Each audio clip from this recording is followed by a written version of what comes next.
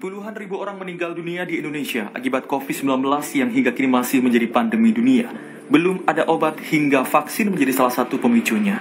Pemerintah Indonesia sebelumnya sudah melaksanakan uji klinis pemberian vaksin fase 3 di Bandung, Jawa Barat dengan ribuan warga sebagai relawan. Hasil dari uji klinis vaksin itu, pemerintah tampaknya akan segera melaksanakan suntik vaksin bagi penduduk di tanah air.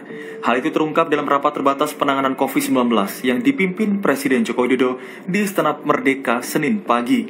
Presiden Jokowi menginstruksikan jajarannya untuk membuat perencanaan vaksinasi COVID-19 secara detail dalam waktu 2 pekan. Saya minta dalam 2 minggu ini sudah ada perencanaan yang detail, kapan dimulai, lokasinya di mana. Jangan lupa like dan subscribe sebelum menonton video selengkapnya. Puluhan ribu orang meninggal dunia di Indonesia akibat COVID-19 yang hingga kini masih menjadi pandemi dunia. Belum ada obat hingga vaksin menjadi salah satu pemicunya. Pemerintah Indonesia sebelumnya sudah melaksanakan uji klinis pemberian vaksin fase 3 di Bandung, Jawa Barat dengan ribuan warga sebagai relawan. Hasil dari uji klinis vaksin itu, pemerintah tampaknya akan segera melaksanakan suntik vaksin bagi penduduk di tanah air. Hal itu terungkap dalam rapat terbatas penanganan COVID-19 yang dipimpin Presiden Joko Widodo di Istana Merdeka Senin pagi. Presiden Jokowi menginstruksikan jajarannya untuk membuat perencanaan vaksinasi COVID-19 secara detail dalam waktu 2 pekan.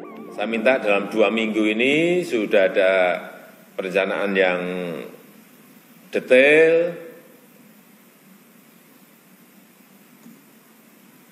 kapan dimulai, lokasinya di mana, siapa yang melakukan, siapa yang divaksin pertama, semuanya harus rencana dengan baik sehingga saat vaksin ada itu tinggal langsung implementasi pelaksanaan di lapangan. Sementara itu, Ketua Tim Penanganan COVID-19 dan Pemulihan Ekonomi Nasional yang juga Menko Perekonomian Erlangga Hartarto menyatakan peraturan Presiden akan menjadi dasar hukum vaksinasi COVID-19. Dokter dan tenaga medis disebut akan menjadi prioritas pemberian vaksin. Pemerintah tadi arahan Bapak Presiden memprioritaskan kepada mereka yang di garda terdepan, yaitu terkait dengan pelayanan medis, dokter dan pelayanan mereka yang bertugas untuk melayani medis. Kemudian yang kedua, penerima bantuan iuran.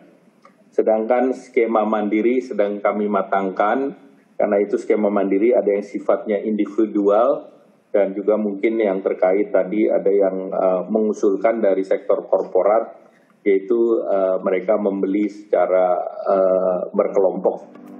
Tak hanya itu, dikutip dari laman kompas.com, Menko Bidang Pembangunan Manusia dan Kebudayaan Muhadjir Effendi menyebut, nanti relawannya dan juga para mahasiswa kita harapkan membantu proses vaksinasi kepada sekitar 147 juta untuk tahap pertama.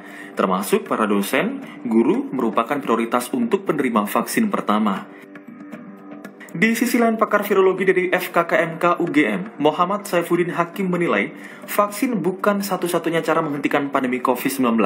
Sebab wabah virus corona sebelumnya seperti SARS-CoV dan MERS-CoV berhasil dihentikan tanpa vaksin. Menurutnya, masyarakat harus disiplin melaksanakan upaya-upaya pencegahan penularan, tidak boleh kendor sama sekali. Jangan terburu-buru menyimpulkan vaksin yang sedang diuji klinis saat ini pasti akan efektif dan sudah pasti menjadi pilihan untuk diedarkan. Ini kesimpulan yang terlalu dini. Seperti diketahui dalam program vaksinasi ini, pemerintah telah menyiapkan 3,8 triliun rupiah dalam APBN 2020 untuk pengadaan, distribusi, hingga penyuntikan.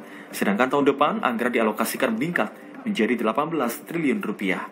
Tim Liputan, Kompas TV.